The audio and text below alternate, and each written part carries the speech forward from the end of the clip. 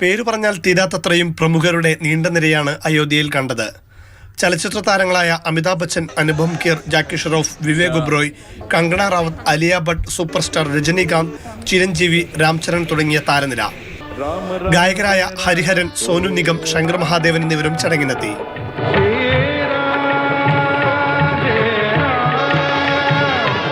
बहुत सुंदर सजाया है और बहुत ज्यादा खुशी का माहौल हो गया है. കായിക രംഗത്തു നിന്നും ഒട്ടേറെ പ്രമുഖരെത്തി. Sachin Tendulkar, Sunil Gavaskar, Ravindra Jadeja, Mithali Raj, Saina Nehwal, Olympic association president കൂടിയായ PT ഉഷ എന്നിവർ പ്രാണപ്രതിഷ്ഠാ ചടങ്ങ് നേരിട്ട് വീക്ഷിച്ചു.